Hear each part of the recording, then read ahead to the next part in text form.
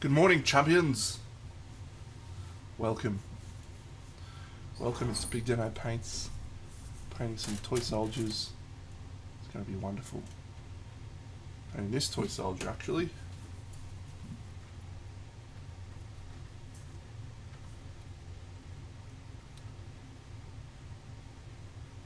Hope you've all had an amazing week.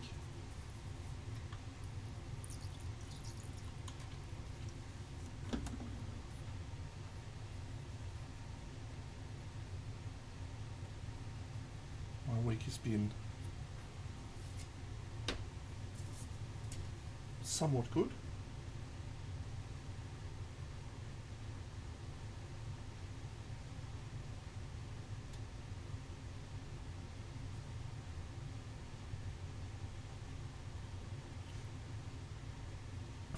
Hello, Lil Griff. I've definitely been missing being at Monty this week, actually. A lot of great pictures coming through. My friend Jared's there, experiencing it for the first time. Yeah, it just looks like as always, amazing weekend.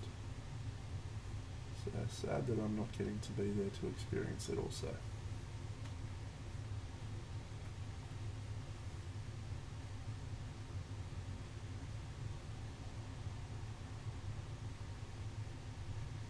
But it is what it is. We move onwards. Managed to attend Monty twice, which was very special. Once in a lifetime experience. Twice.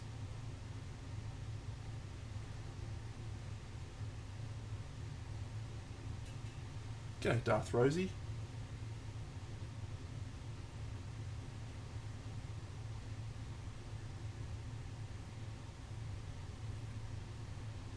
Yeah, unfortunately, the uncertainty surrounding my job and etc. Didn't feel like this year was a great idea to go visit Monty.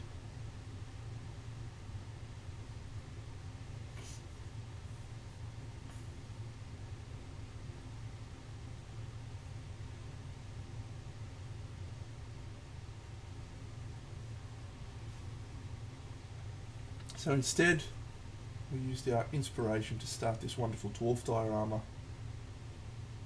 We're feeling very good about it.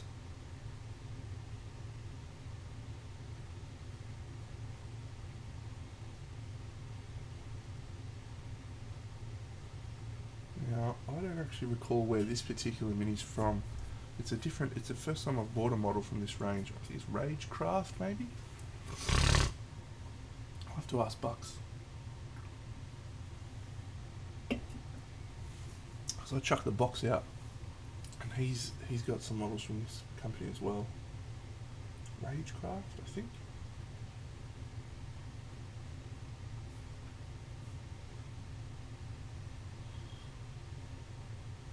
He's a cool little dude though.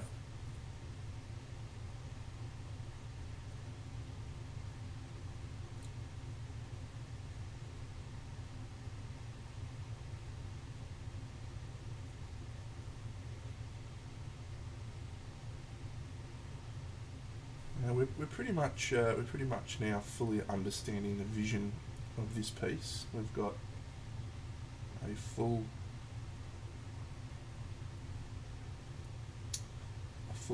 collection of models that are at a degree of painting, which allows us to fully see if we need to make changes or so forth. I'm not sure if anyone's seeing the other stuff actually, so I'll show that off.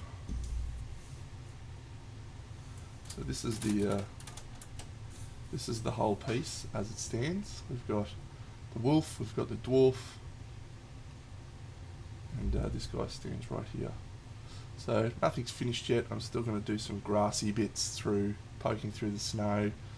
Still going to do a resin pour for the water there. Still got to do some work on the tree to make it look a little bit more alive, or a little bit more interesting. And then this guy's not finished. He needs some work on a few various areas. and then we need to finish the pig. The wolf, it's a pretty small component of the story, so, and he's mostly behind the other guy, so we don't need to do too much to him, I don't think. But yeah, so I like it so far. There's work to be done with this guy though to integrate him into the scene. I need to get a little bit more of that emerald green colour in and around the metals.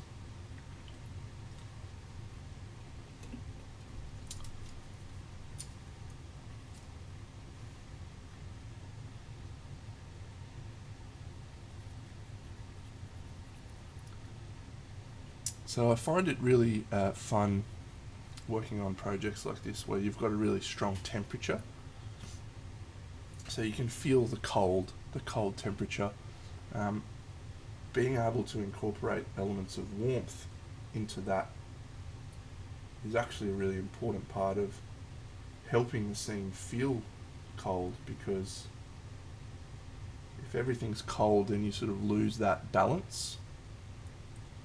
So by including a few areas, such as the face and beard on this guy, and there'll be a few other areas I'm working on the pig, you do feel the cold elements, hey Emily, a little bit more.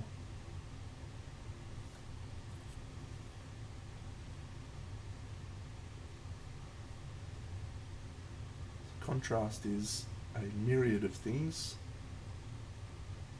not just value contrast, but we also need to think about temperature contrast and scale contrast, texture contrast.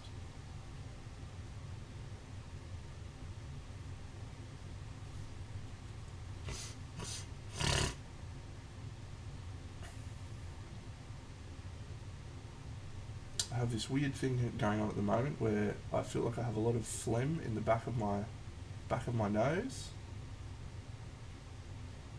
But then I can go, so I don't feel like I have any issues, any sickness, anything like that. And then every now and then,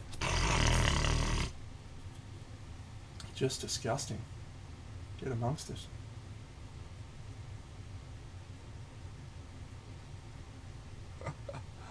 Yeah.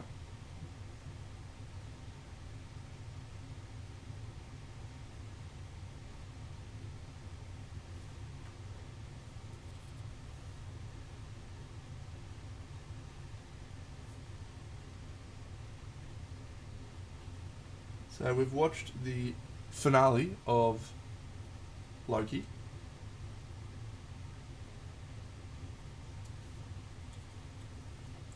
And we're going to see the Marvels this evening. And by we, I mean I. Anyone got any feelings on the Marvels and or the Loki finale?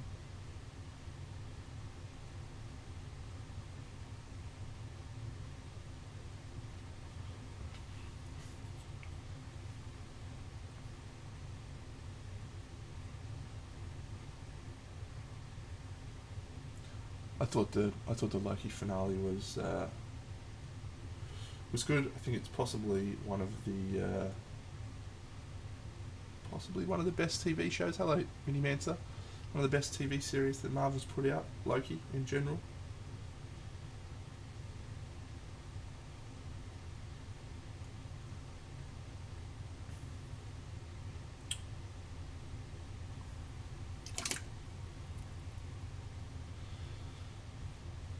Yeah, I try not to spoil these things on here, champion, so don't worry. I shan't spoil your viewing experience. One thing I've liked about... No, I don't. I hate that. One thing I've enjoyed about Loki is how well they've integrated him back into the universe and shown his growth. You know, the Loki that you see in the Loki TV series was the one right at the end of Battle of New York, end of the Avengers. He was still a bad guy, hadn't gone through all of the stuff that happens in Endgame and, you know, Love and Thunder, and no, not Love and Thunder, the other one that he was in, Ragnarok. You know, he hasn't had all of that growth. So, to be able to have him experience all that and empathise all that, really, really cool. The finale went in a very different direction to what I expected. And I do think that... G'day, Jan! Hello, friends. Welcome. We're painting a little dwarf man. Trying to paint a little dwarf man. We should give Jan a shout out. That guy's a champion. It's probably pretty early in the morning for everyone. Mate, it has been a while. Yeah, I haven't been streaming with much regularity recently, unfortunately. That's okay.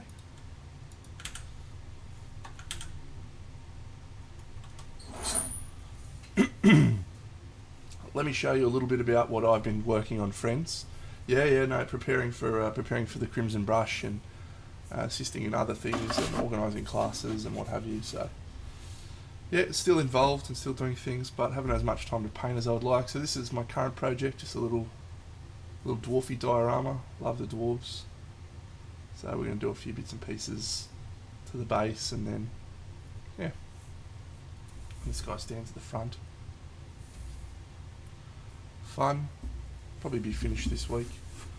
For anyone who hasn't seen my work before, this is what I normally work on, friends. This is exactly what I do.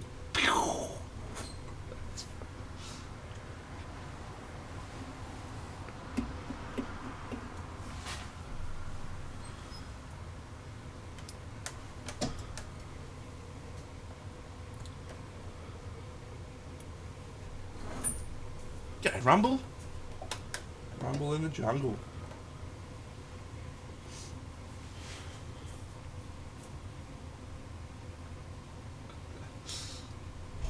G'day, Danny. It is indeed in a museum, yes. Along with a lot of other things that I've put together. Stop telling me I'm living in the past, Minimancer. That was 2 years ago, mate. 2 years ago is not the past. You can eat it. The fire in your eyes, better do what you said, so eat it. Just eat it.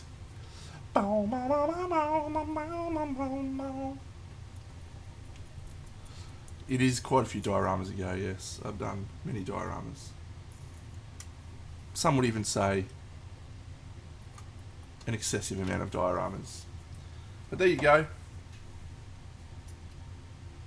That's what I do, friends. So stay a while if you want or not.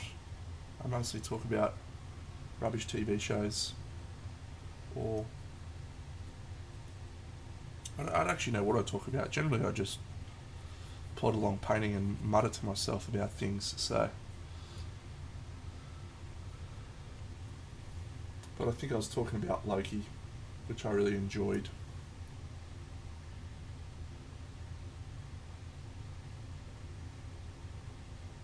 Jan, I'm sure you're off to bed shortly, mate. I appreciate the raid. Everyone should go follow Jan. Been doing this for about 7 or 8 years now, I think, Jan. And one of the poster childs for consistency.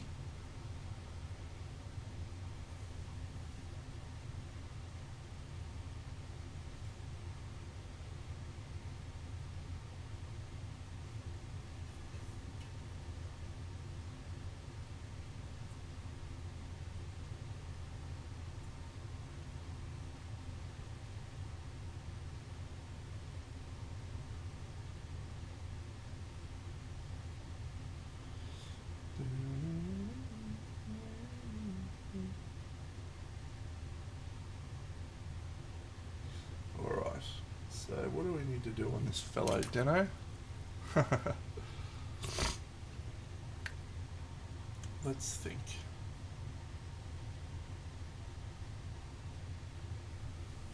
quickly paint this fingernail.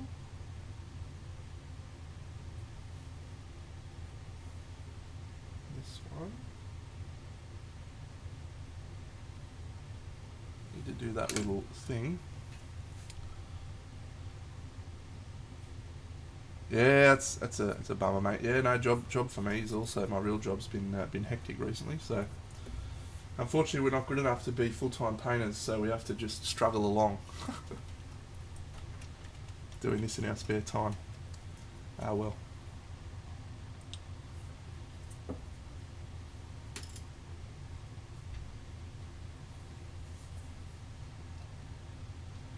Well, Mini Mancer, I'll need to see a final picture of something that we can have a look at.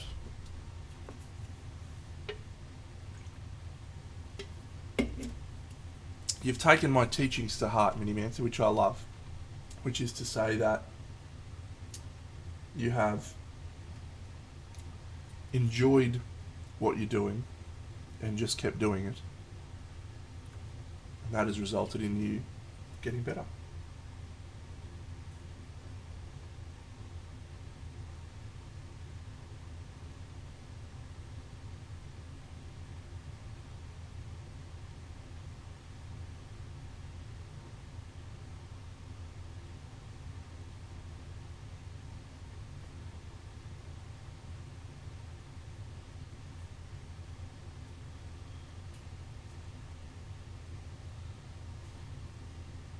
Oh, look. I actually believe it's not really about skill level. Like, and I was talking to a friend of mine about this not long ago. You know, there's guys like Scott Walter Miniac from the wonderful world of YouTube, who's experiencing Monty for the first time ever, by the way. So looking forward to seeing this video. He is a pretty okay painter. I think he's certainly continuing to improve, and you can tell that he is genuinely passionate about improving. However, he's an exceptional video maker, and he is an exceptional hard worker. Like, as someone who has made YouTube videos and made videos for content consumption, it is hard fucking work. And for him to be still passionate about making videos, still passionate about wanting to improve, and I think that is a mark of him as a human being more so than anything else. And I think that's the missing thing for most of us scrubbers, you know, is that actual real desire to be good at both painting models and making videos and being consistent. And that's the part that I think, well, for myself, I absolutely know that I fall short on, is just being consistent doing this. And I'm actually very comfortable with that decision, because this is a hobby for me. You know, I don't want it to be a job. Now, at some point in the future, that may change, probably sooner than I would have liked, based on how things are going now. But you know, the desire to be absolutely successful in this field is just not there, because I don't want it to be a job. I just want to be able to sit down and paint cool models and have a wonderful time, and, you know, talk to my friends, and that's that. So, you know, I think it certainly helps to be a skilled painter, but I don't think that is the key determining factor in success in this sort of universe. I think that is very much about the hard work and the willingness to grind at making videos.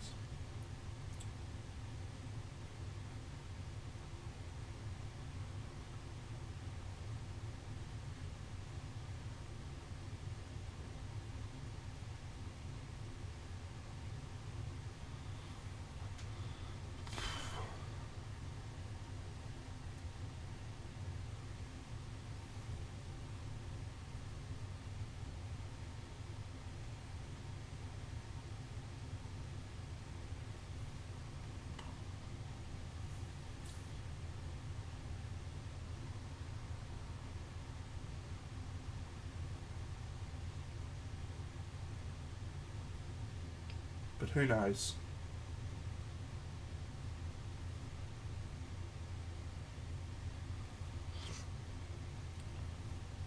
Who knows what the future will hold?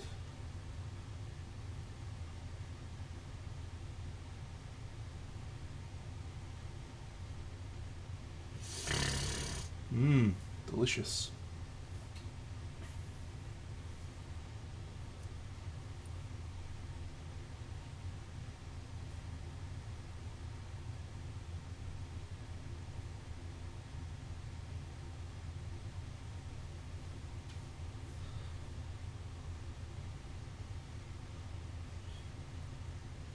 So I find colour palettes really easy on cold. On cold, let's just do all blues. Blues and greens. Job done.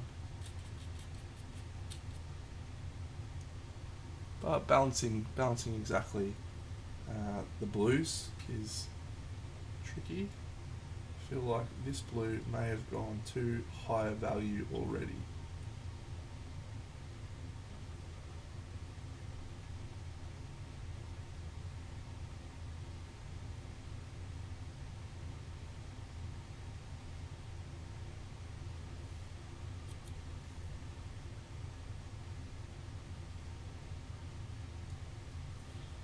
Looking forward to tomorrow night, Party Monday. Bucks is going to be back. I'm sure we'll do a deep dive in some of the amazing figures that we've seen so far at Monte Sansovino. It looks like a great show, as it always is.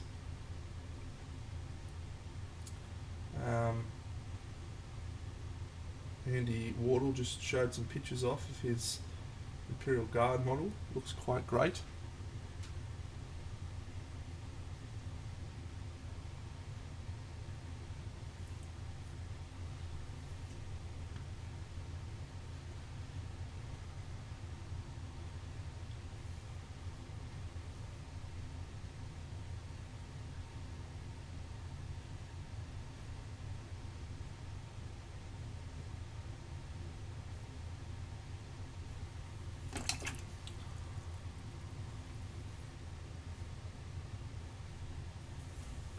Let's get some more.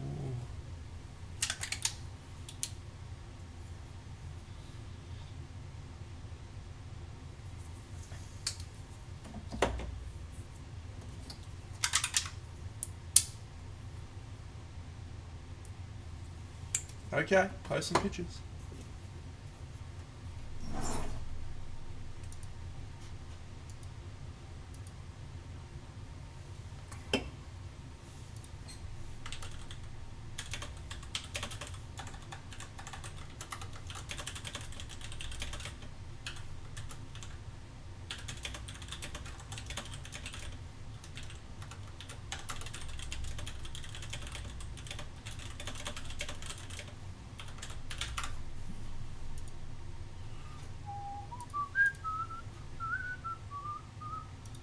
Is that your first resin pour?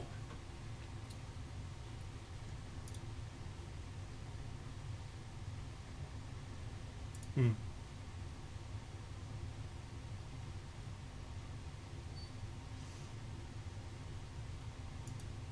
It's good stuff, mate.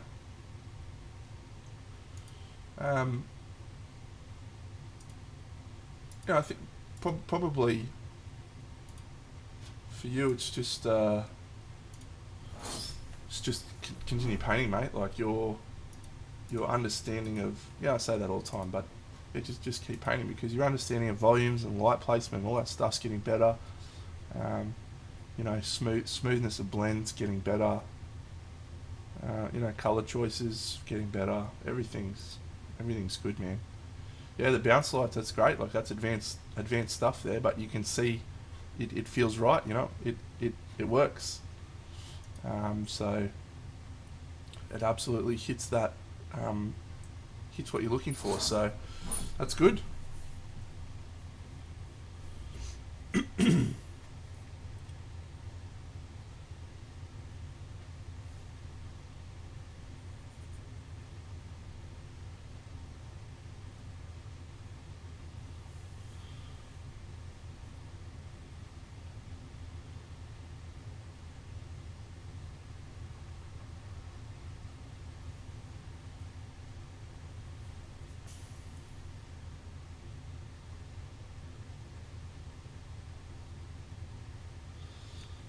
Okay, let's go.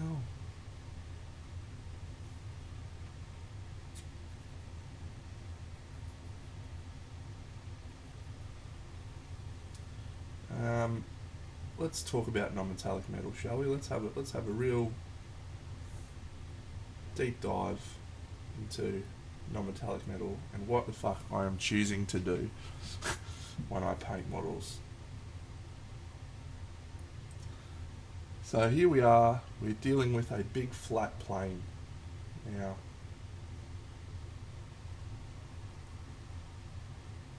the number one, the absolute first consideration with model painting for me in general is asking myself, where is the light source?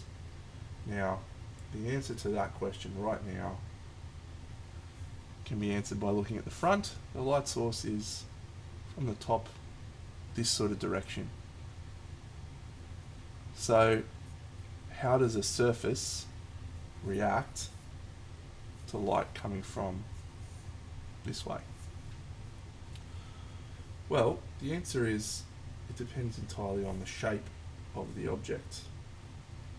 Now, for a flat surface, light tends to roll down the surface and catch all the way down the bottom side here.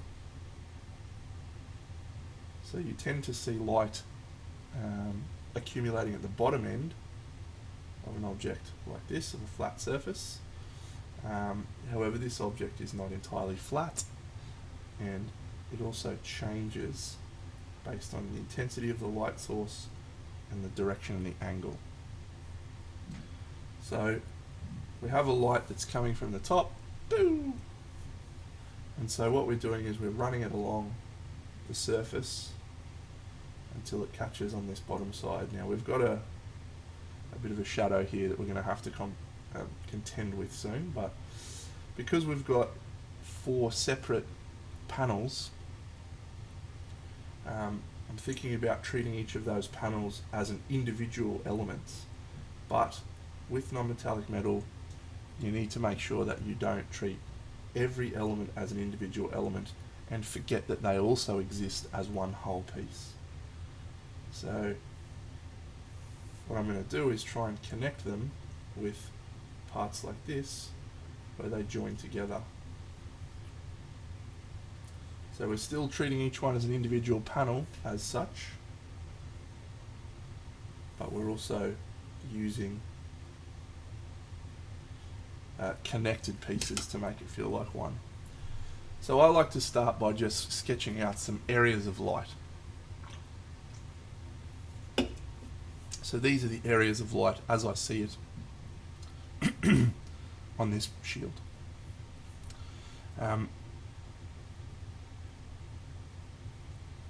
The colours that you choose during this process, I'll come back to, but you'll see the colours that I'm moving through do have some important roles to play. So now we're looking at intensifying the light in those areas so that it feels much more like metal. I like to focus on the direction of strokes at this point. Now, this is supposed to be a brushed shield, brushed steel shield or metal shield, and I can reinforce that further by continuing to work in the direction of the brush strokes. But you'll notice that I change my mind about placement of things at this point and add bits, start adding elements of light. That's okay. You don't need to get it right first time. It's okay to have bits where you've added, where it's not consistent, because generally lighting is not consistent. You know, if we think about outside, there's clouds, the light's getting diffused through trees, through all sorts of things. So it's okay to just be absolutely off tap with where you place your lights. I reckon we spend a little bit too much time worrying about exactly how to place things when it comes to non-metallic metal. The real trick, the real absolute stone cold fact about this is it just needs to look like metal. It needs to feel like metal when you look at it. And the way that we achieve that is not through exact, correct placement of lights.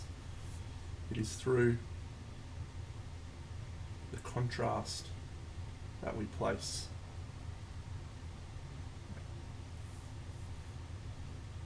on the piece.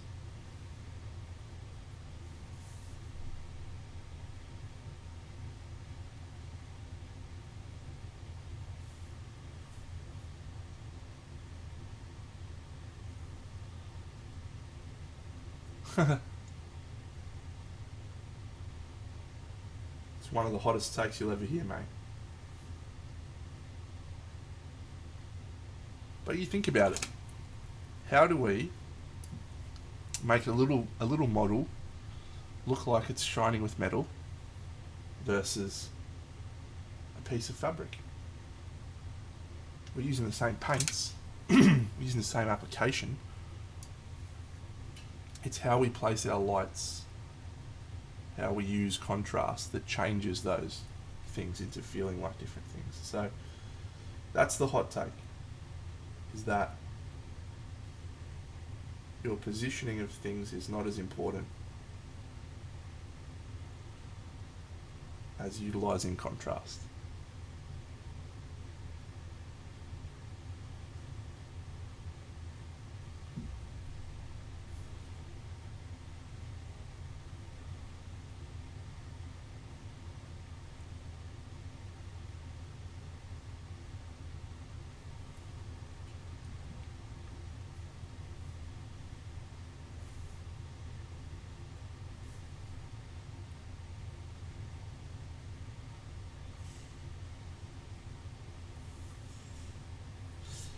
Yep.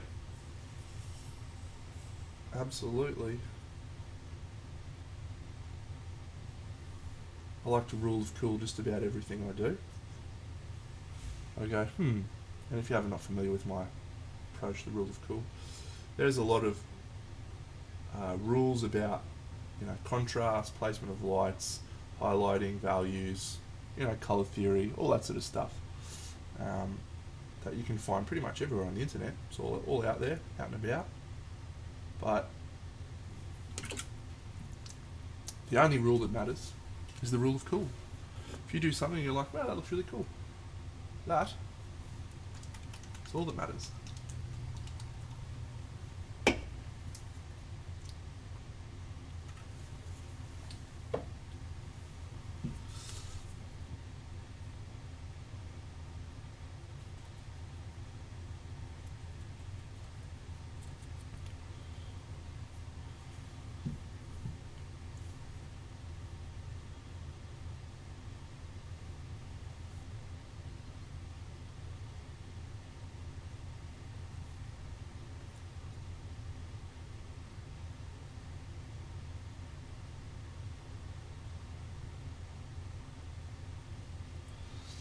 So I'm moving into quite a yellow tone here before I go fully white.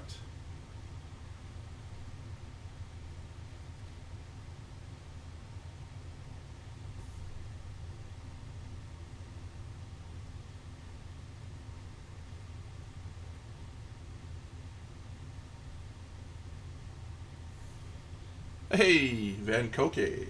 Good to see you, buddy. Here's one just for you, mate. Some Dwarfies just for you. This Dwarfy's on a pig. He's a big pig. You can be a big pig too. Hey! Another little guy. Dwarfies.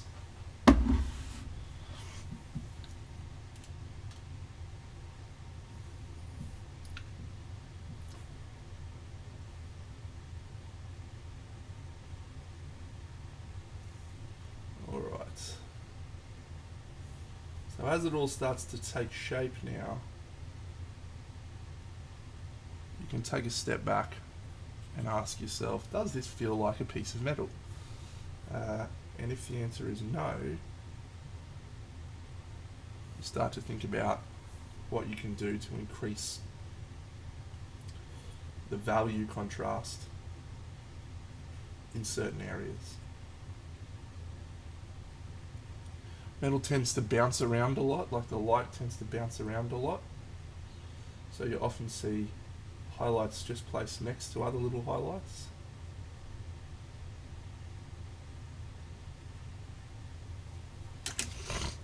Alright, now we get into the Big Dano wild times. This is where I do crazy shit. So I've got a very teal coloured base, which is extremely unlike me. We've got to be honest, I don't ever use teal.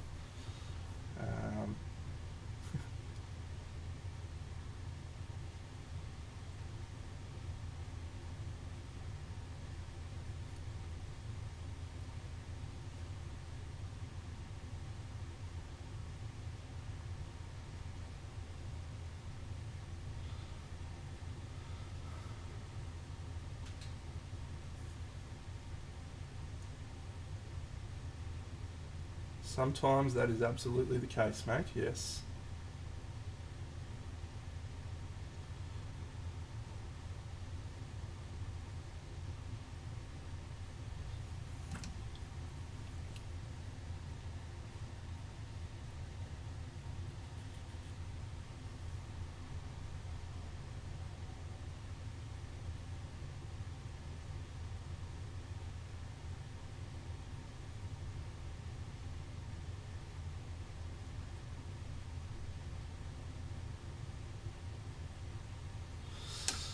Alright, so then we reach that point where we're like, yeah, I feel like this is starting to look like a metal shield.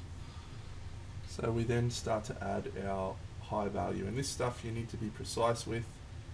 You don't want this on every edge, every surface. You want this really hitting those highlights.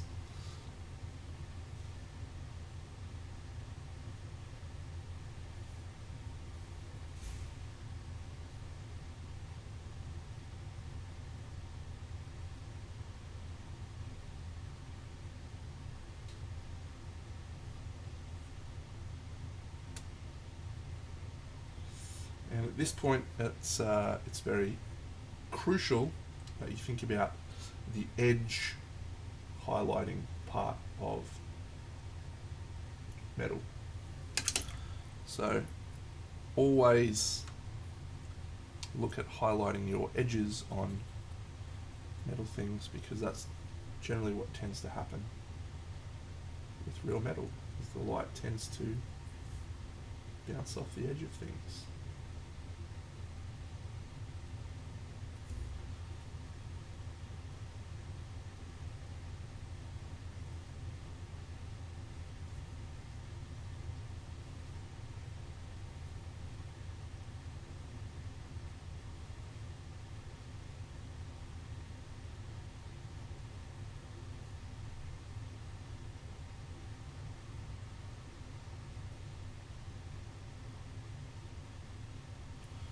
And because I'm an airbrush fiend, I'm going to do some airbrushing and stuff and a few other things, but that's it in a nutshell, friends. Place lights, get your contrast right, and your contrast different to other areas. Think about brush strokes. Now, I did say I was going to talk about colours. When you pick colours for your non-metallic metal, it's crucial I say, that you factor in the environment in your colour decision making.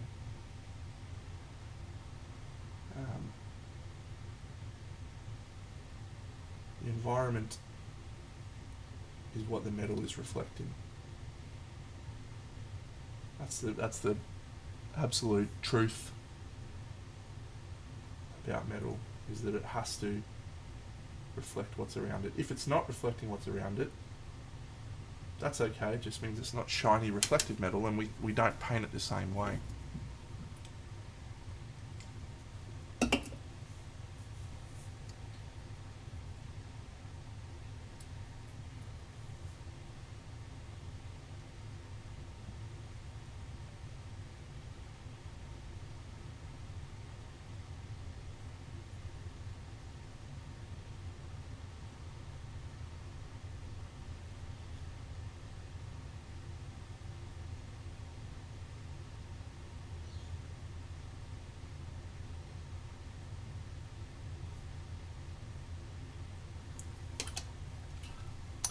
Alright. I like to use, as I'm sure it will shock you to know, contrast paints. Yeah, my Pterodon turquoise is getting so cooked. I'm going to try and save it while I can.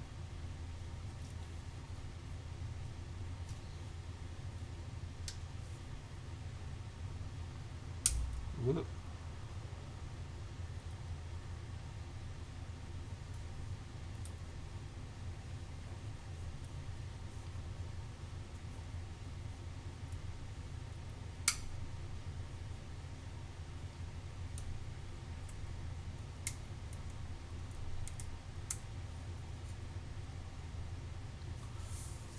Saturation paints is a great way of describing them, yes.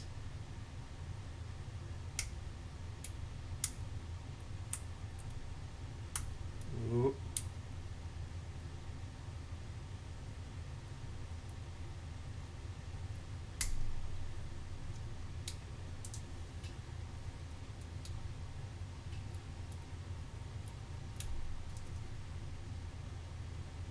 Come on, Deno.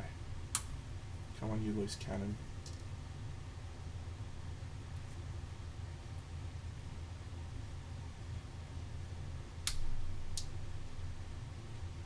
Come on! You can do it!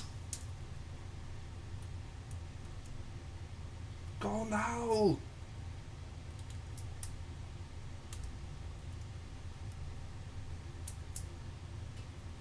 Come on!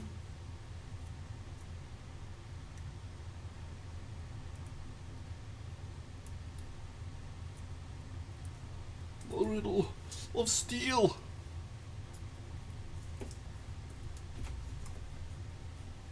This little fucking thing is the problem here. Get out of here, little fucking thing. I'm gonna cut you off too. You absolute little dog.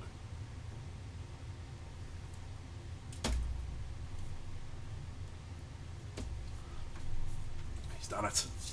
He's done it. He saved it. Oh, it's a miracle. Come on.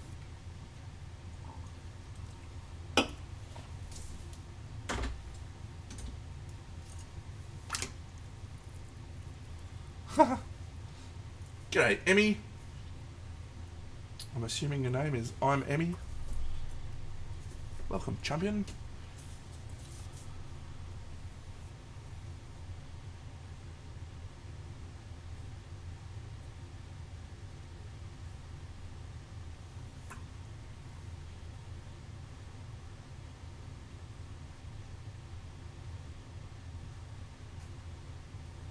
I tell you what, I have started watching actually, friends. It's been very good. Mad Men. I started watching Mad Men. Great show. Donald Draper. What an absolute superstar.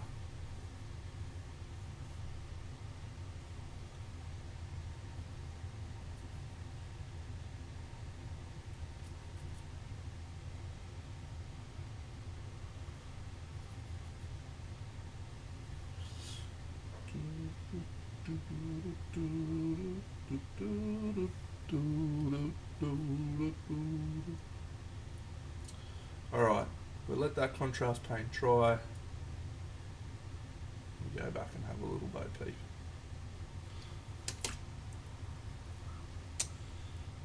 Yeah, I haven't tried watching it until now, but you know, a couple of people recommended it to me, and I've enjoyed it. The thing that I've enjoyed most about it has been how much of an insight it is into life in the 60s. Like, that's the part that gets me absolutely hooked. They'll be at a restaurant, they'll be hooking into some oysters, and then everyone will light up a cigarette. It's like, hang on a second, what are you doing?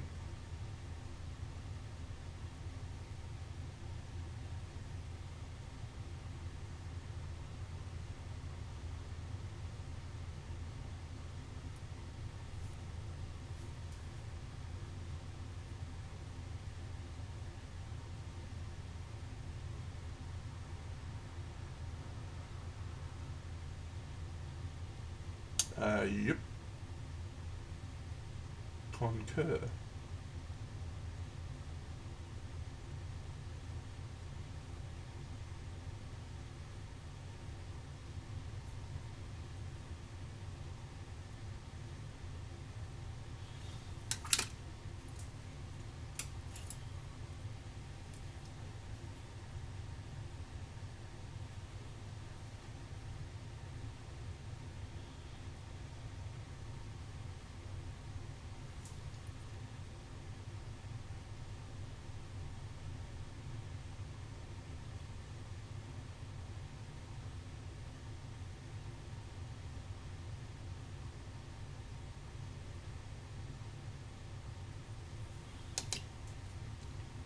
I've seen I've seen trailers for it, but I've never watched it. No, looked okay. Looked okay. I cannot get past. I cannot get past the French subtitles. Yeah.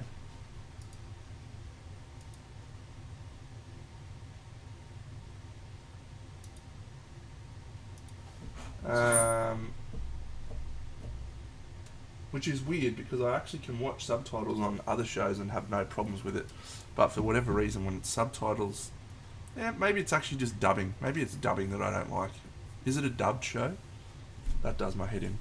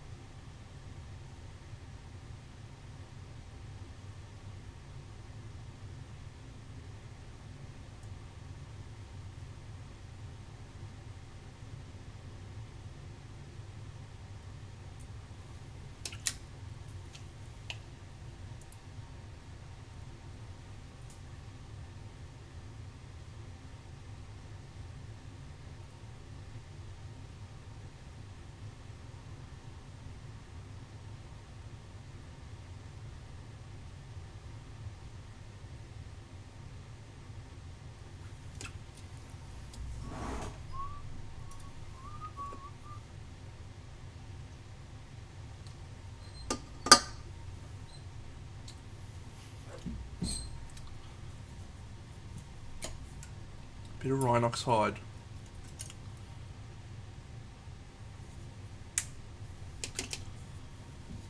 Possibly the best colour in GW's arsenal. You'd be hard pressed to convince me there's a better colour.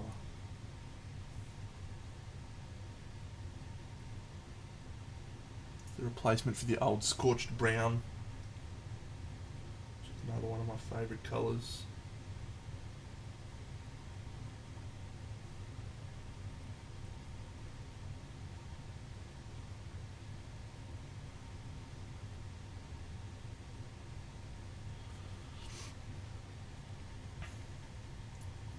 What's infinite?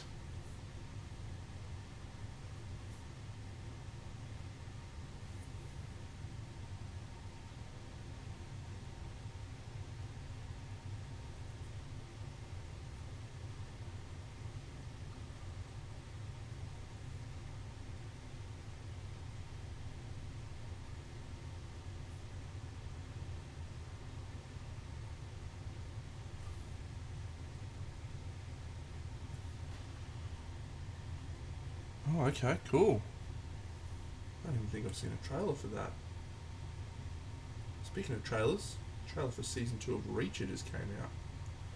That guy is a fucking behemoth. He is an absolute monster.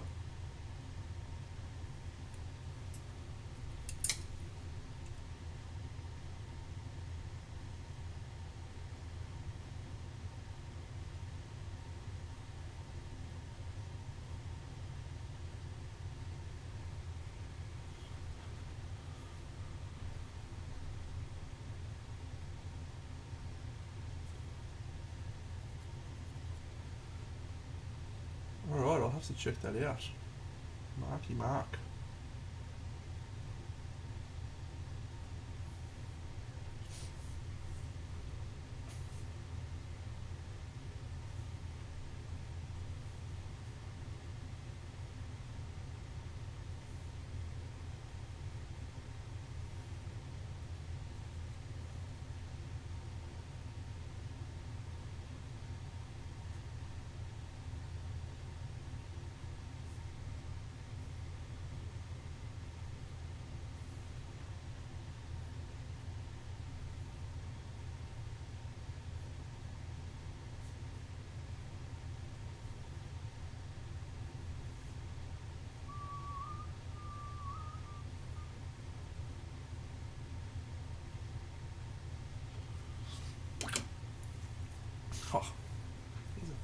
monster.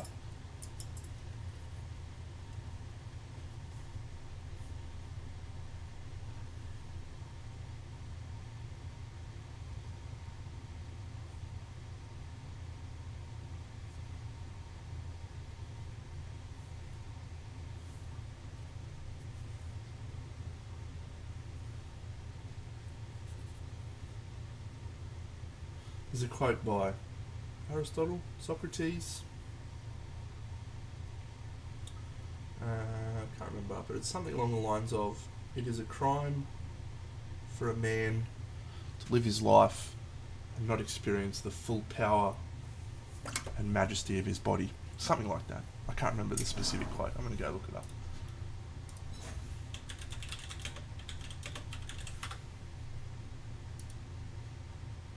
It is a disgrace to grow old through sheer carelessness before seeing what manner of man you may become by developing your bodily strength and beauty to their highest limits. No man has the right to be an amateur in the matter of physical training. It is a shame for a man to grow old without seeing the beauty and strength of which his body is capable of. Some wonderful quotes. Anyway, when I read those quotes, I look at fucking Reacher and I go, there is a guy who does not have to worry about that. I'd say he's okay on that front.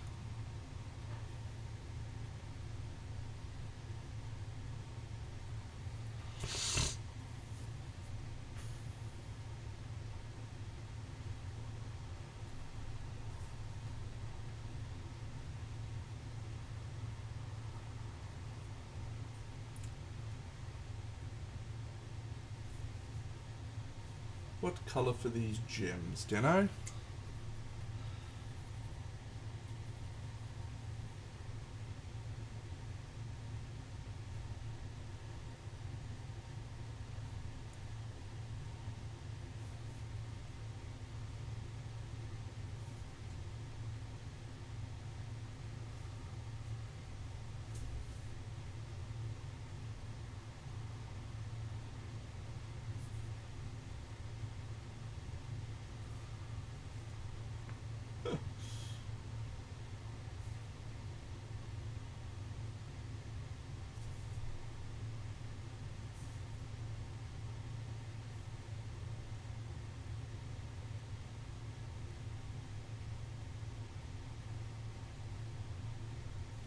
It's a good quote, that one from Socrates, though.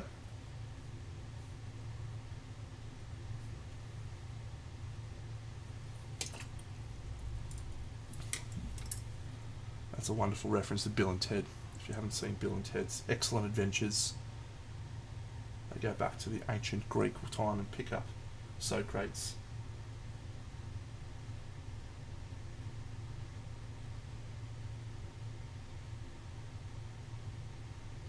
Bring him back to modern day San Dimas.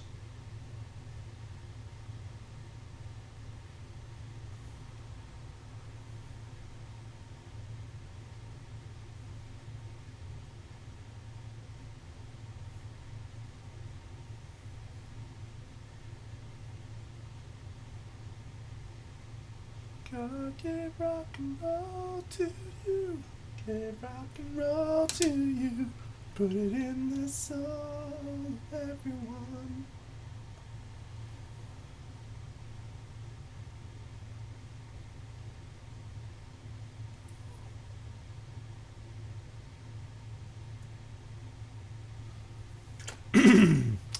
Look, I'm still on the fence, actually. I'm still on the fence about gold trim. You know, it probably would work.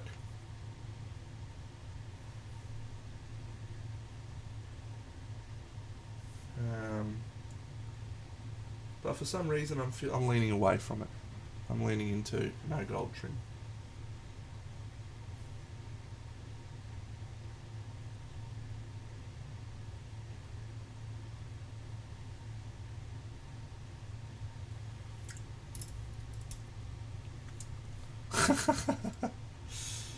Yeah, good quote.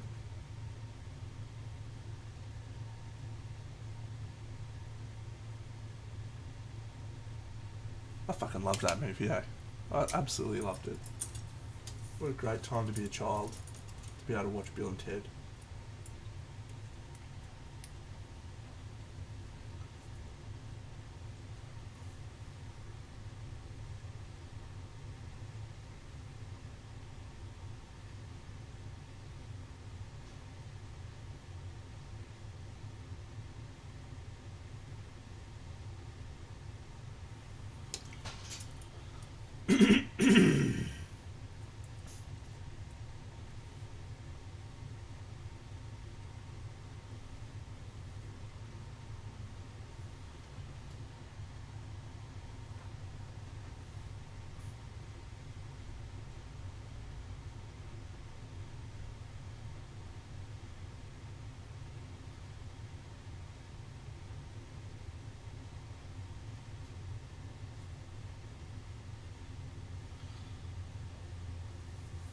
Yeah, I don't think it adds anything.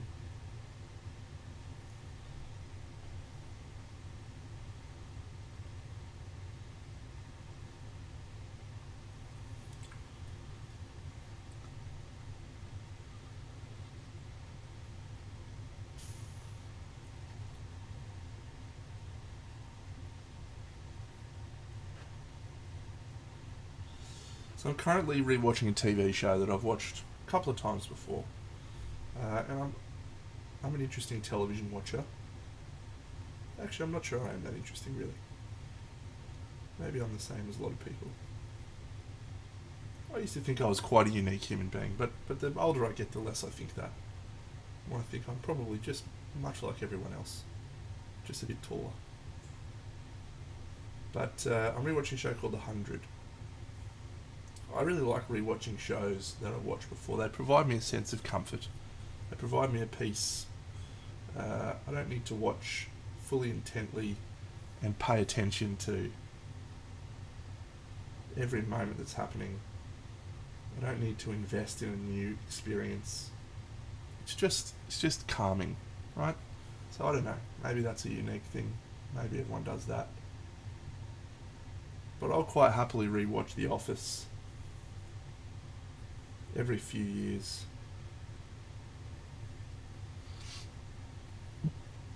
Etc. Anyway, so the reason I watched The 100, it's a great sci-fi tale, which is always good. And there's some attractive specimens in there, which never hurts. But no, the real reason I watch it is because it always poses wonderful moral and ethical questions. Another one that does this in much, probably a nicer way, is The Good Place. But The 100 puts you in the shoes of someone who's like, is the right thing to do to kill 300 people right now? If it saves 500, should I kill 300 people to save 500? It's the trolley problem on a grandiose scale. And it's fascinating. It's fascinating to watch. You know, I hope none of us are ever in that position where we have to make a decision of that magnitude. Ever.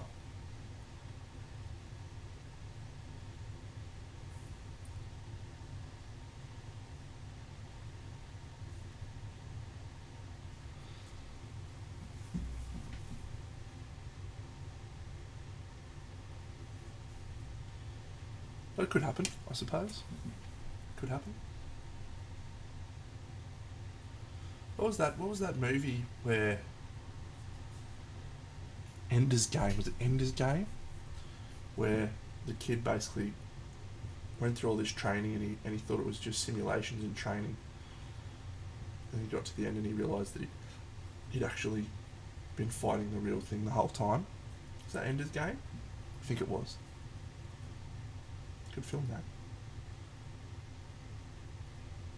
So who knows? Maybe they'll take all of the nerds in the world when we get invaded by aliens, and they'll be like, "All right, nerds, now's your moment to shine." So we may be in a position to make a decision about saving millions of lives at the cost of taking some alien people down. I've gone way afield tonight. I've gone absolutely way afield, right? So, but let's assume for a moment that is a situation that could occur.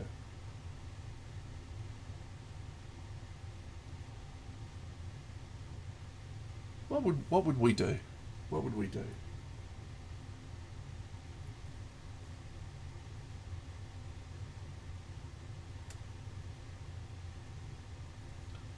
I think there was a book that I read many years ago now. David Gemmell, my favourite author. Maybe overtaken by Jim Butcher now, actually. But anyway, David Gemmell, and in that he wrote a story about ancient Greece. Great one called Lion of Macedon. And there was a tyrant who was invading cities in Greece, and this city in Greece was told all they had to do was sacrifice one baby, and the dude will let the city live. And they chose not to sacrifice a baby, and the whole city got burned to the ground and everyone died. What is the right thing to do in that situation? Should you kill one to save many, many others?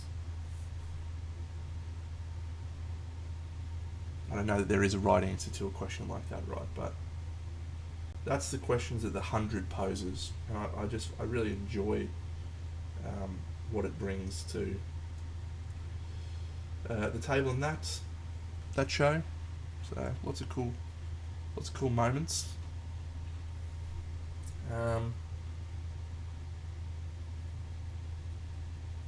There's some moments throughout the series where you're like, this is acted very, very badly, and there's some moments where you're like, wow, this is a very unusual turn of events. But for the most part, it's good, worth watching.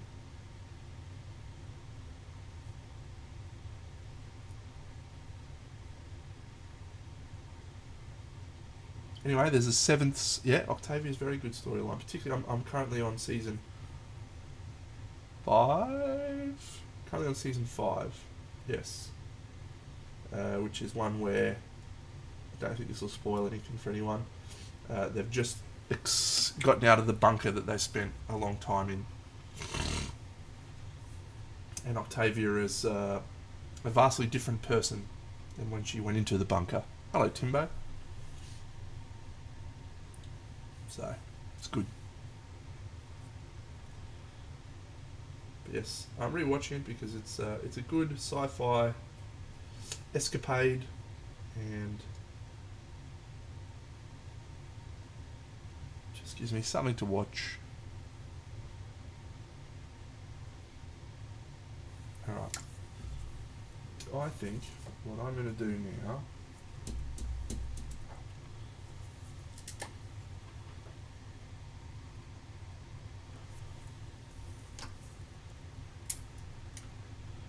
is semi-finish this guy off.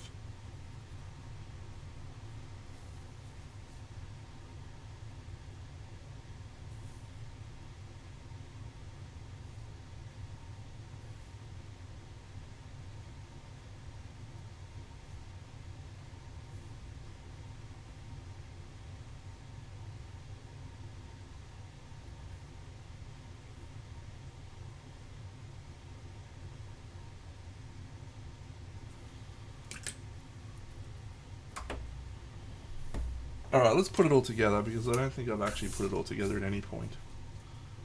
See how it looks.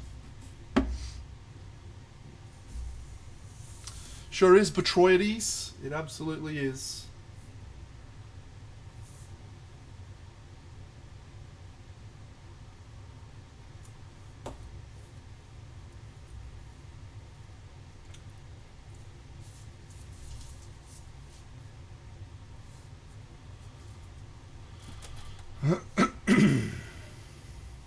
I'll zoom this out so we can all have a look together.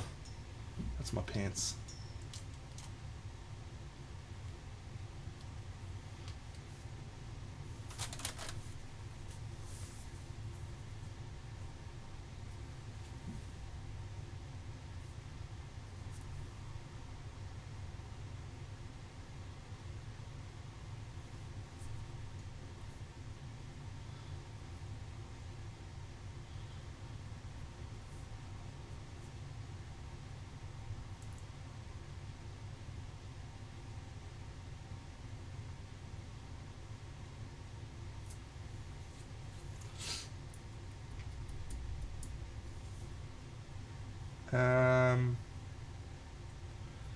This is all working.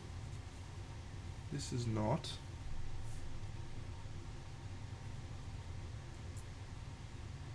This is not.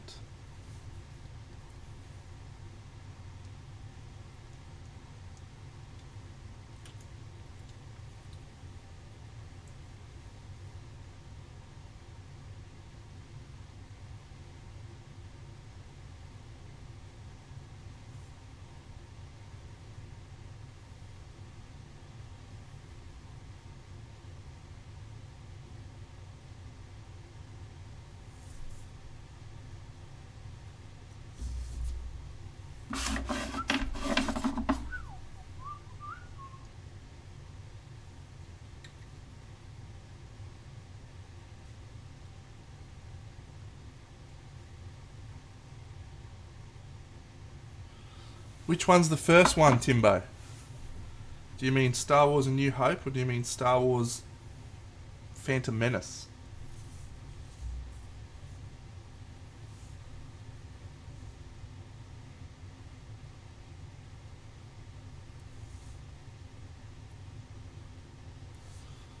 Okay. Acceptable.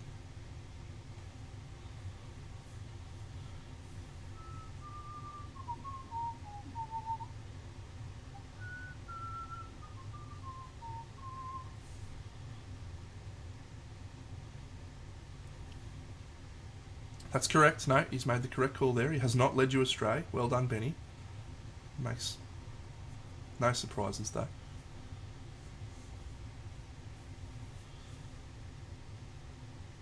Look, let's be honest, though.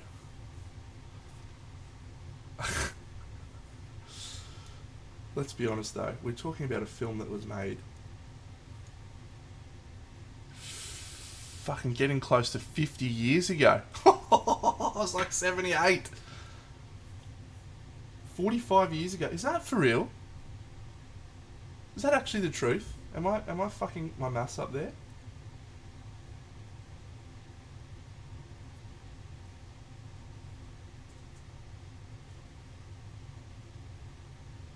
Oh my god.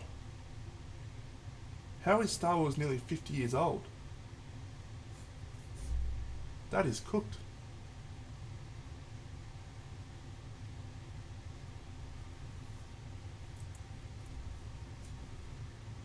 Alright, well, it's a fucking 45-year-old movie and it still holds up today. The pacing's a bit slow. The special effects are a bit naff.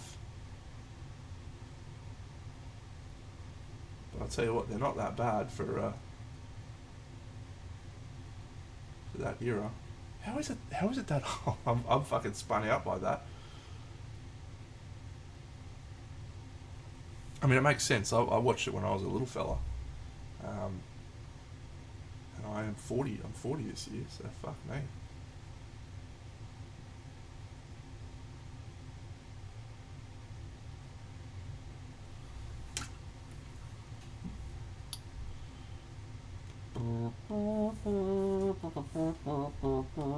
For some reason I got Back to the Future stuck in my head.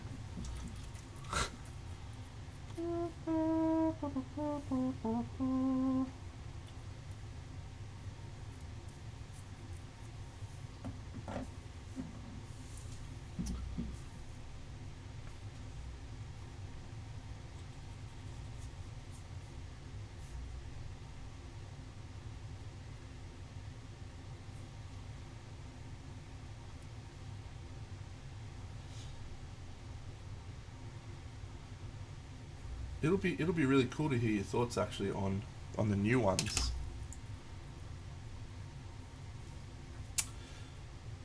That was one thing I really noticed a few years ago, that when you go back and watch movies that, I mean, Willow was one of my favourite movies when I was a kid. When you go back and watch those movies, the number one thing that you really notice is how different the pacing is. Modern movies are just, they throw you into the story in the first 5 seconds. Like, you don't get a moment to breathe. It's just bang, bang, bang, bang. And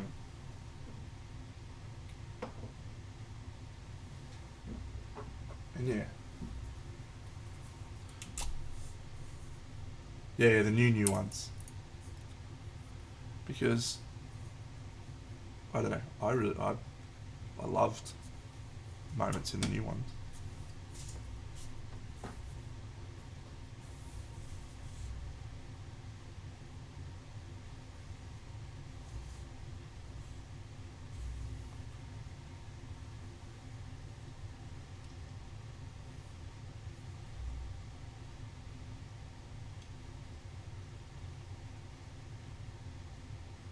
Slow down.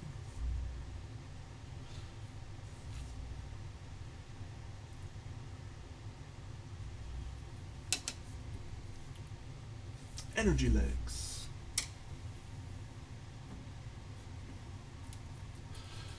Yeah, the order that you should go is definitely the one that Benny has recommended, which is 4, 5, 6, New Hope, Empire Strikes Back, Return of the Jedi, followed by 1, 2, 3, which is the Phantom Menace, Attack of the Clones, and fuck, what is that one called? Revenge of the Sith? Is it the third one? What is the third one called? And then you move on to the new ones, which is called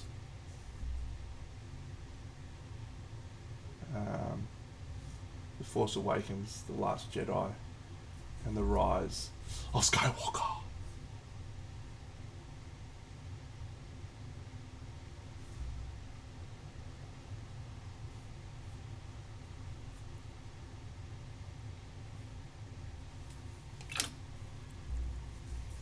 There's nine of them.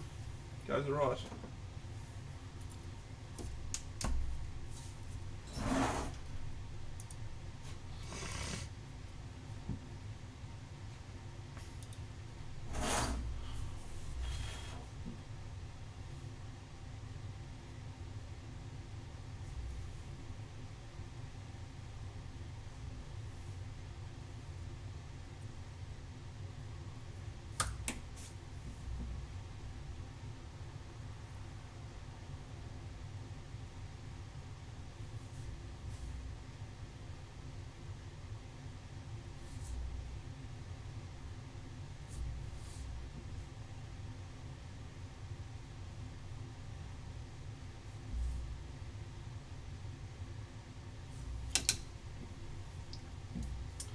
Okay, let's go.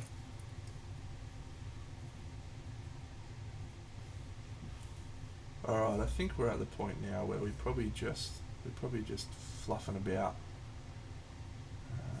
and not adding an awful lot of value.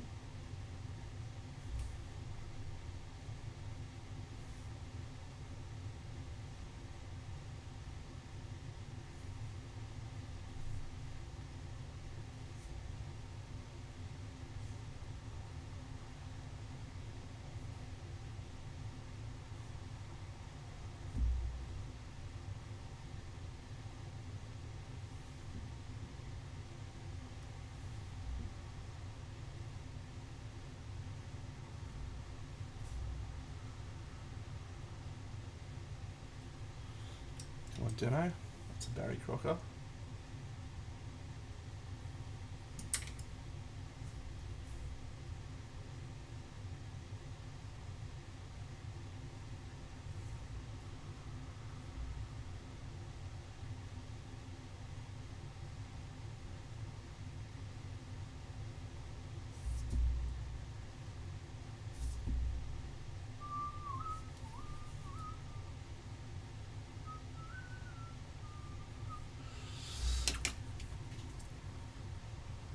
Alright, let's slow down.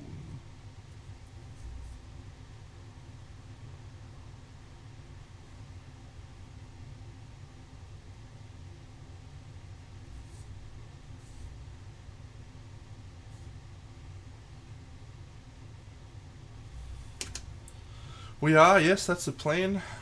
Looking forward to it. Buccarinos and I. Back in the chair.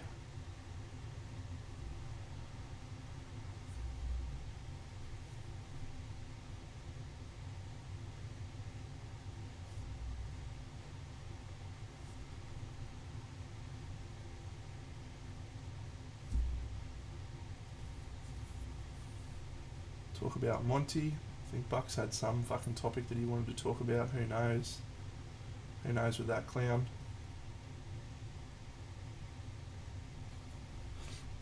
Guy just fucking loves a gibber. Just loves a blub blub blub blub blub blub blub blub blub. Although I will give him credit where credit's due. He was off tap the other night. Far out, he was funny.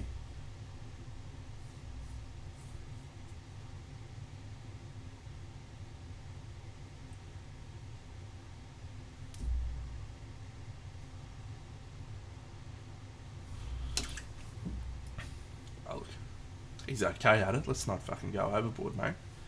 He's not as good as I am at it.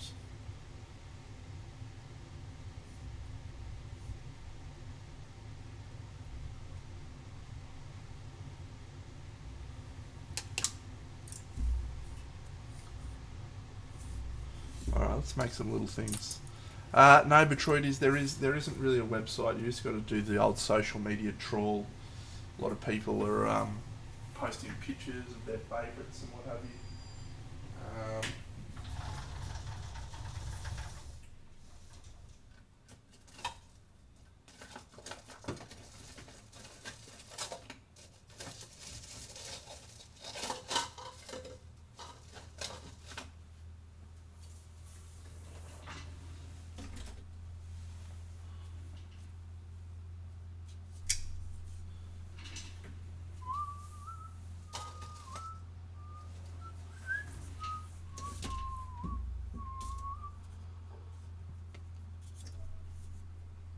If you've never seen how to make grass, stick around.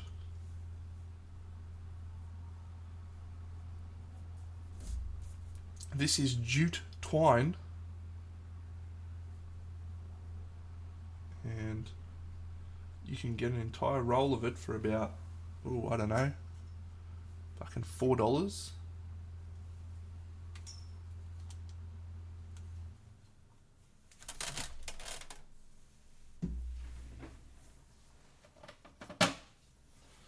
I'll have a little jigger.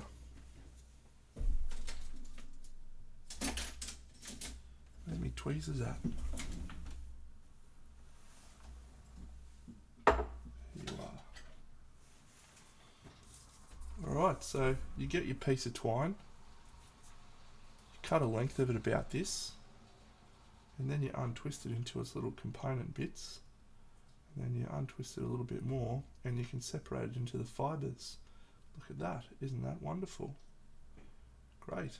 And then, once you've got your fibres separated, you just do this.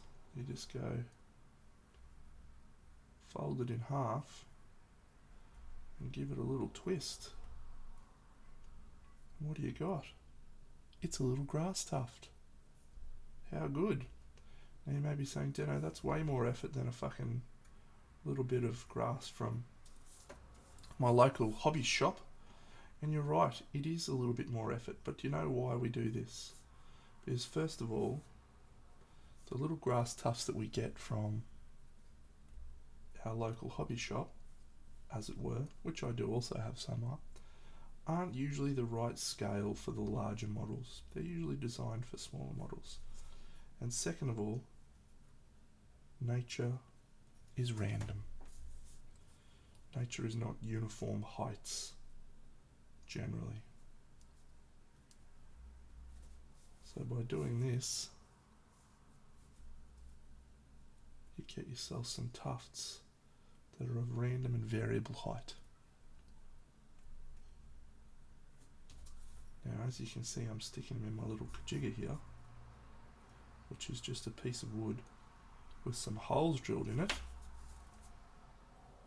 And you may be asking, Tino, why are you doing that? And the answer is because I'm going to airbrush them.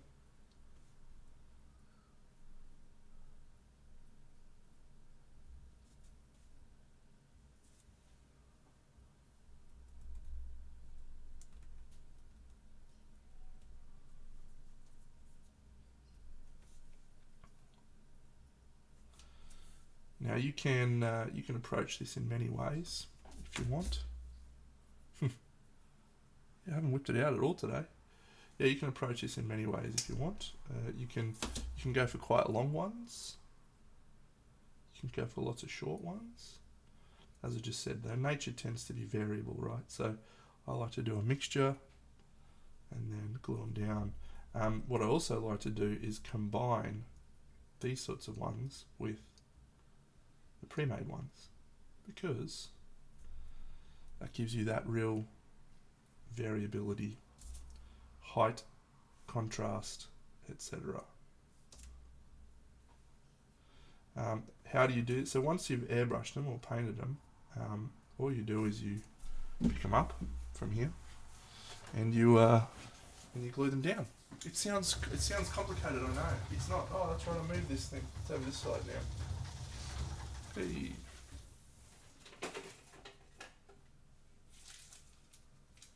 Maybe this colour? Maybe?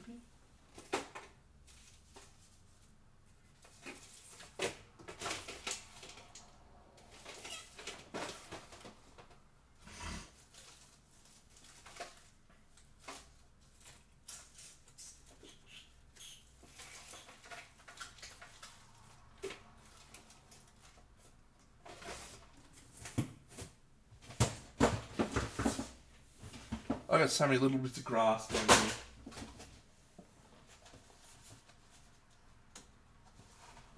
So many little fucking plants.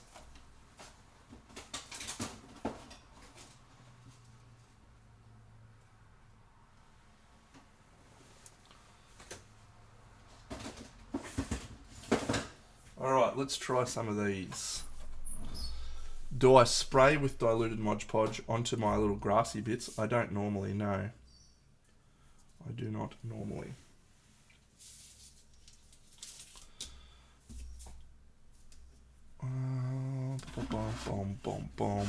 But I do varnish. I do varnish the base, so that usually has a similar effect.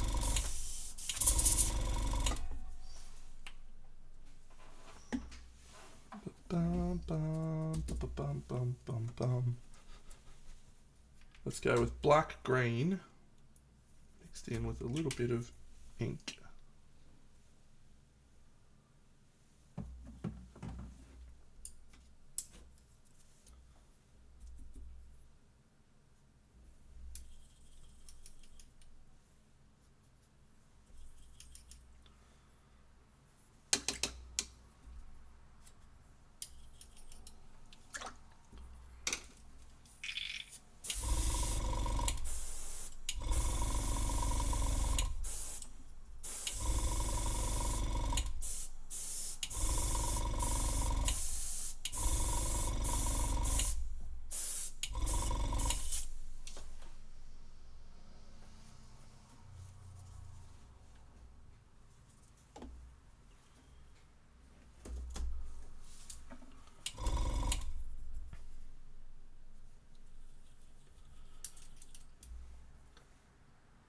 So there's quite a few ways you can utilize this stuff, the jute twine to make grass. As always, my method is focused on speed. There are ways to make it a little more durable, as Durstraman said, with some, hey Ramaskira, with some Mod Podge, or dried PVA or PVA glue, you know, etc. I don't feel the need to do that because I don't think the durability is a real necessary component of this process. I like to work with it like now when it's still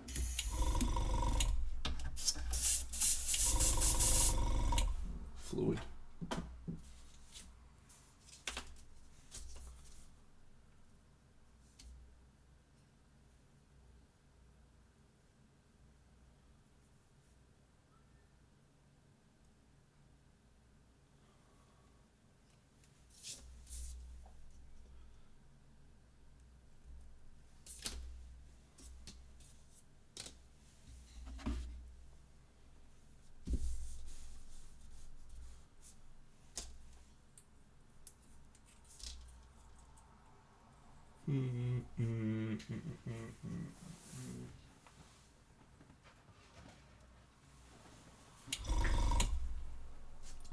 Yep, no, it works absolutely. Oh man, have I fucking lost another glue as well? I have. Man, my super glues have been drying out like crazy recently. Good old Queensland weather.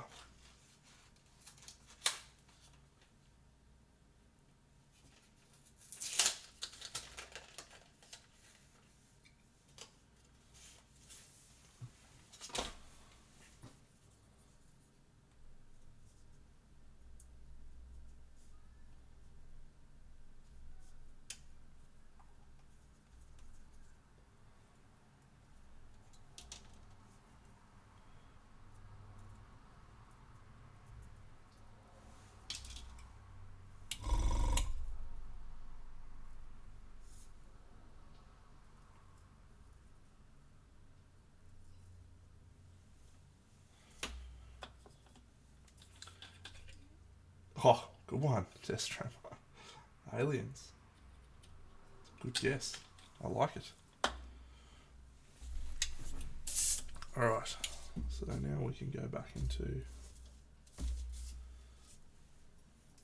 and I like to have the models on the base for this process so you can get a real sense of where the right place to add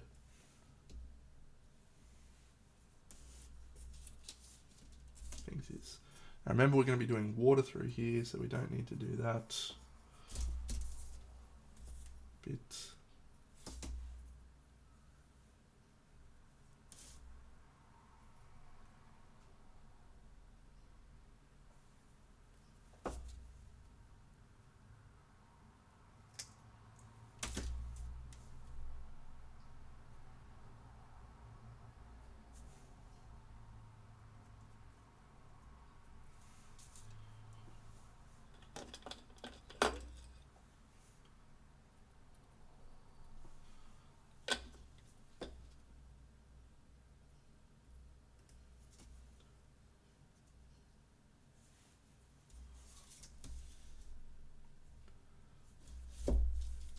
Once they're glued down, you can trim these little extra bits off.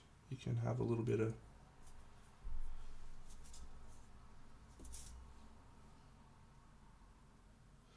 variability, etc. I like it. It's a good way of doing grass, friends. Good grass method.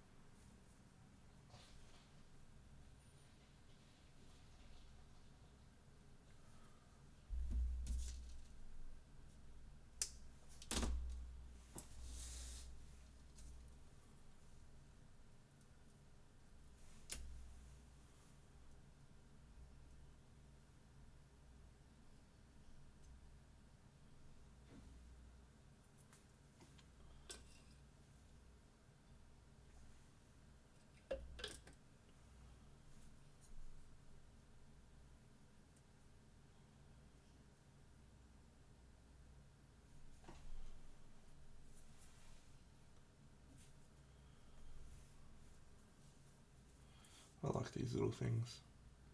I reckon they feel like interesting plants. These are from the lovely Diorama Presepi website. It's glorious. They are maybe just a little bit too warm. How do I feel about this actually?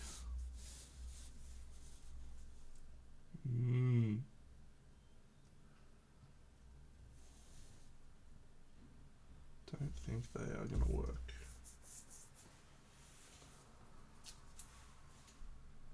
That one's good though.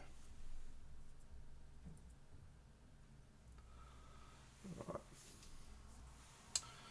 So let's... I reckon we can glue this guy down now. I don't reckon we need to fuck around anymore.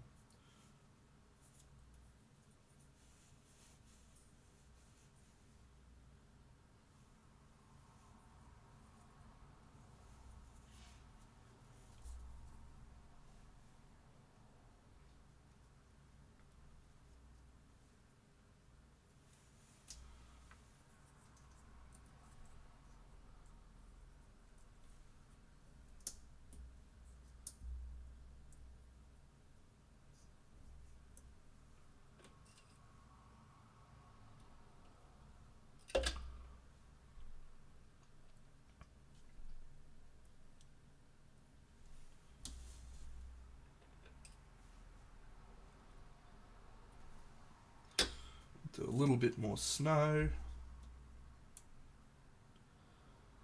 That'll be good.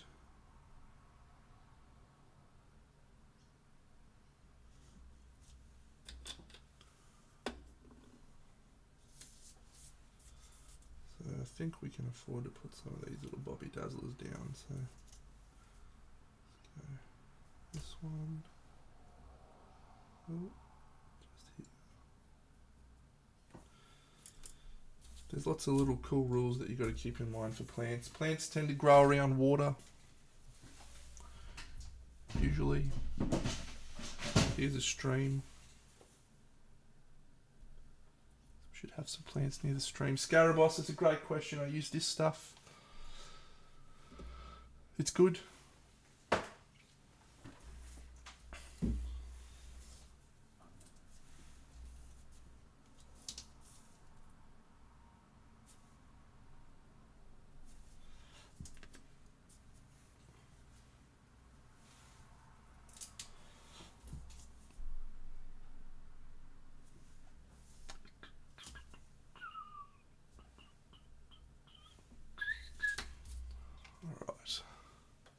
Yeah, a little resin pour through here, a little bit of water.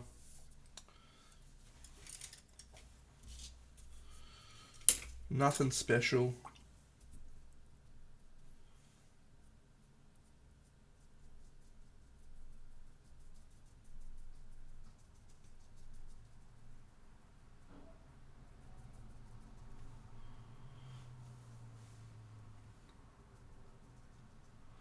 Come on, Timbo, I've been doing resin pours for a little bit longer than that. Let's not fucking go crazy here.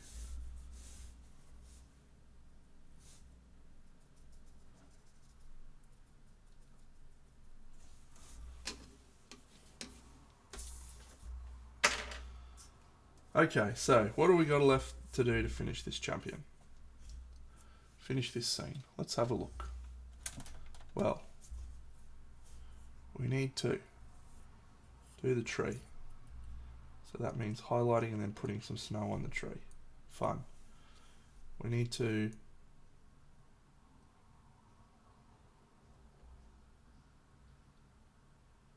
tweak the gems. Paint the wolf's eyes.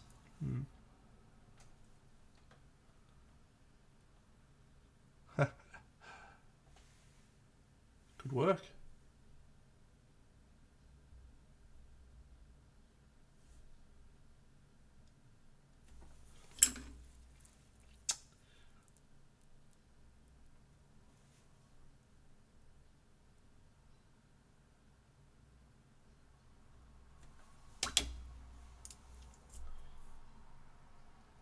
Yeah, it's tricky stuff, mate. It's tricky process. Can't count the number of fuck-ups I've had on here, mate, so. As I'm sure you've seen.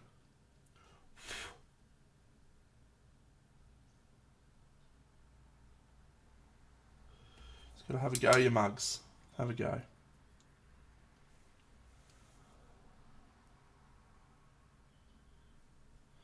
Alright. So there's a little bit of work to do on the big dude. So I think that's where we put our focus next. I think that's enough plants, Deno.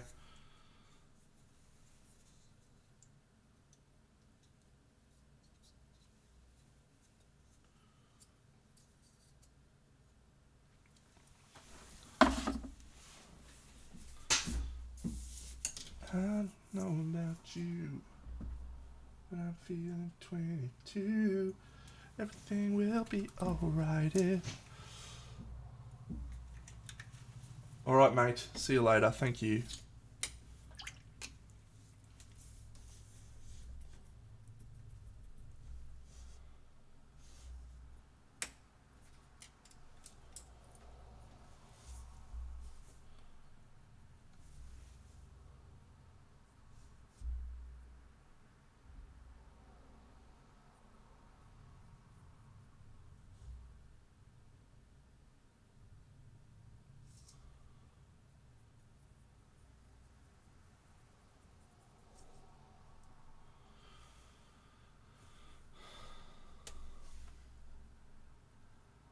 Let's go. Ah, look, the worst thing that happens is it fucks up all your work. That's not that big a deal. It is. It feels awful when it happens. But I've done it. It's okay.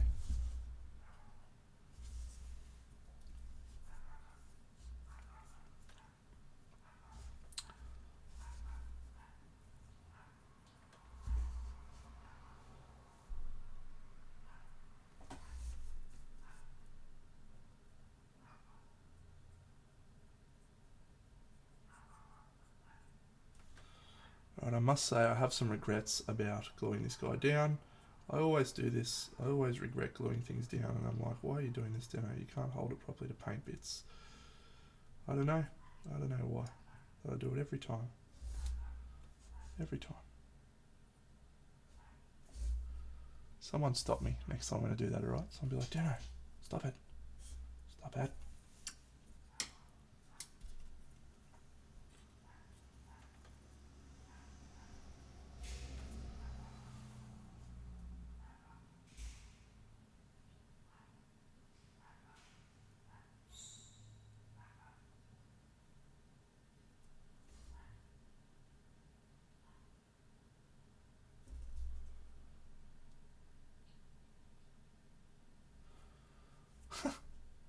Mate, bullet in a China shop with life. It's probably fair to say.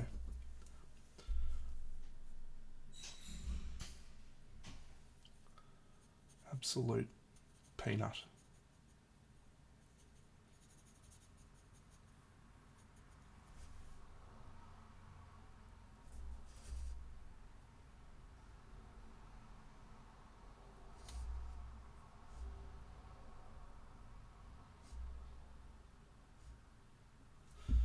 Alright, next time, friends. Next time I do a project,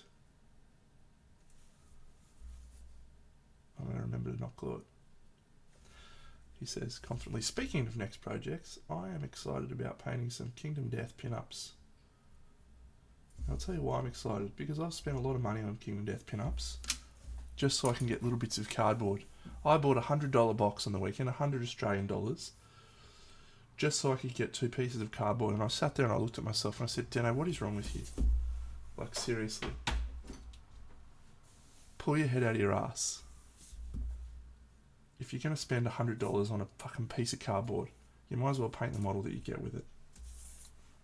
So that is what we're going to do. We're going to paint quite a few Kingdom Death pin-ups. Hopefully.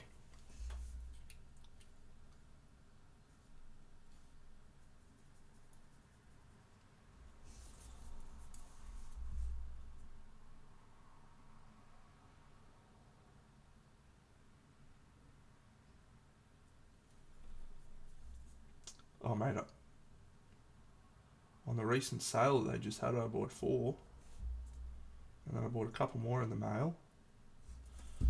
And then I've got a couple sitting there that I've already bought. So a lot of the stuff recently has come out with gear cards and painter scale models. So we're going to try and paint some of the painter scale models.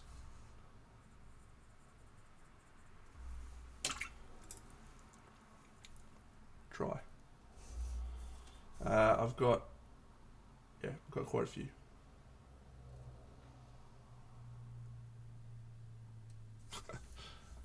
Yeah, quite a few. So we'll paint some. Alright, let's go into this and this, maybe. A little bit of this. Oh no, he's fucked it. It's too thin anyway.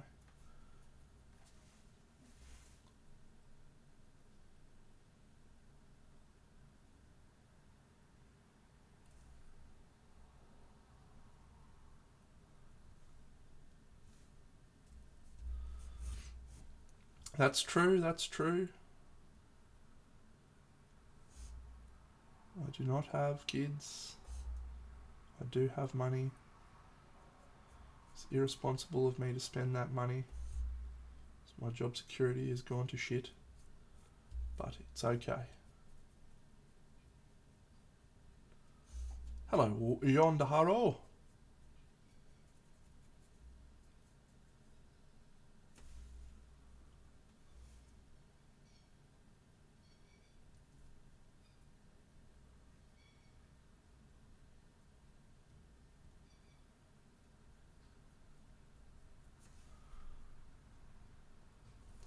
Mate, I have to say this to everyone. You never have to apologise when you come on here.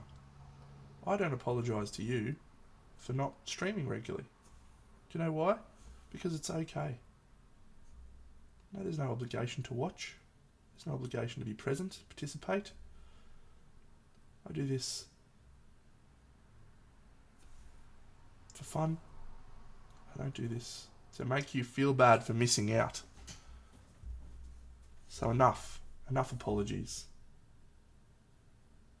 Let's just get on with life. I did take up a new position. It's been going really, really well, and it's not really anything that I've done. It's a broader business move. The company that owns us has decided that they no longer would like to own us. So my personal work performance is fine, but yeah, the broader business may not exist as it is in the not too distant future. Which will mean that I will be looking for a job, which is a bit of a scary prospect for me. I've been in the same role with the same company for 20 years. I'm a creature of habit. I find myself staring down the barrel of, wow, I'm going to have to start again. That doesn't feel good. But hey, that's life. That is life.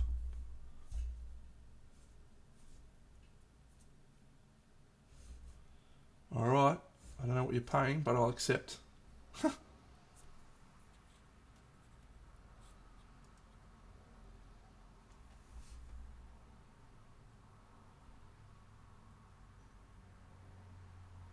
Now, I don't know what the future will hold for me. I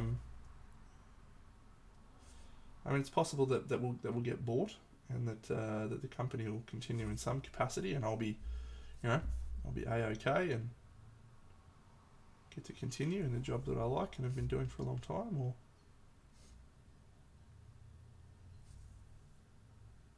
we may be staring down the barrel of a redundancy, which would buy me some time to figure out what I want to do.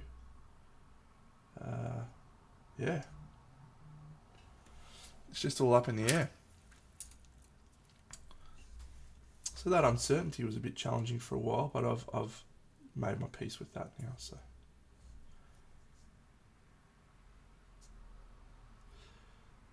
mate, I'm pretty settled in my life now, and but when I say I'm pretty settled, I am settled in my job life and my stuff. So it's not great to have that, but what I mean is I'm pretty settled as a human being. I don't feel concerned that I'm not going to be able to find a job, or be able to do that stuff. But yeah, it's just a, I think I'd sort of reached that point where I was like, yep, 20 years now, 25 more to go. I'm not going to go anywhere. I'm going to stay with the same company until I retire. It's going to be great. And yeah, and that may still be the case. That may still be the case. So, but it could also be that in 6 months' time, I'm trying to become a professional YouTuber. Who knows?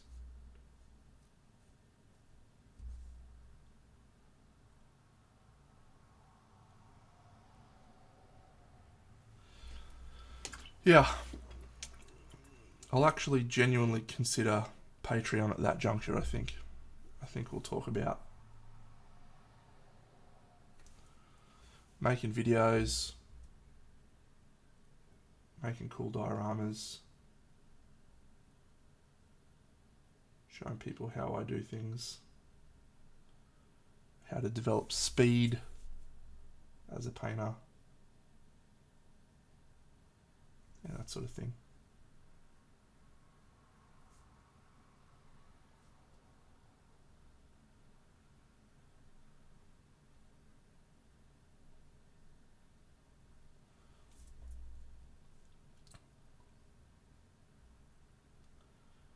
I've said for a while I don't want to do it. I don't want to do that as a career, but as I've also said many times, I don't begrudge people for doing what they need to do to put food on the table for their families, and that means for me moving to this sort of painting and video making and stuff. Hey, there are worse things I could do.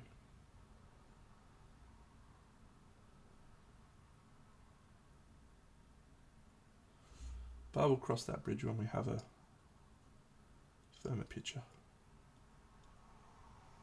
Right now we just don't know.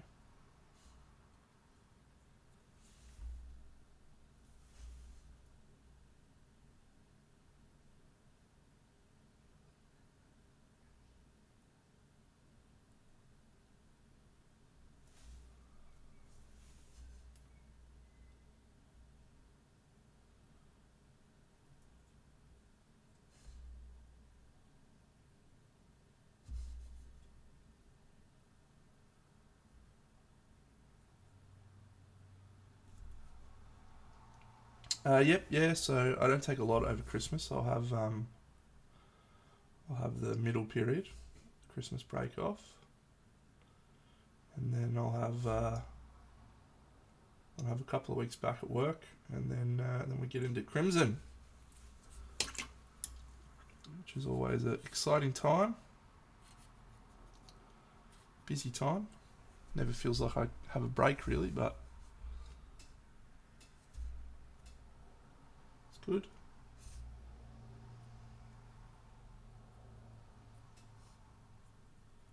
And then I usually take a few weeks off after Crimson in Feb.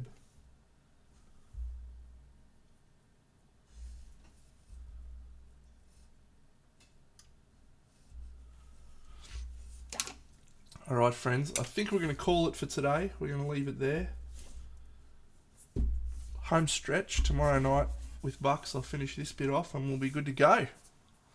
We will be all done bar the shouting. So thanks for your company today. You're all champions. Let's go and see who is streaming and see if there's someone we can raid. Natalia. Let's go raid Natalia.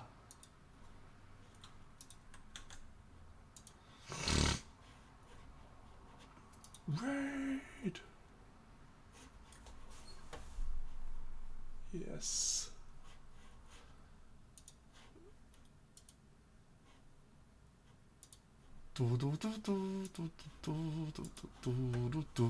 You're all champions. See you all soon.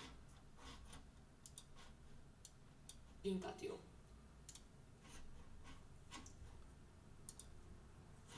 Yeah, it's perfect blending is not always important in painting, so you know I may not perfectly blend this one in particular because this is my personal project. Fuck yeah, and it's for me. Hey Donald, thank you for the big great party ride. Whoop, whoop, whoop, whoop. Thank you for the follow. Trent, I'm not sure if you are here. Yeah, you are here. Did you paint or did you game today? I've seen that you are streaming some Kingdom Death lately.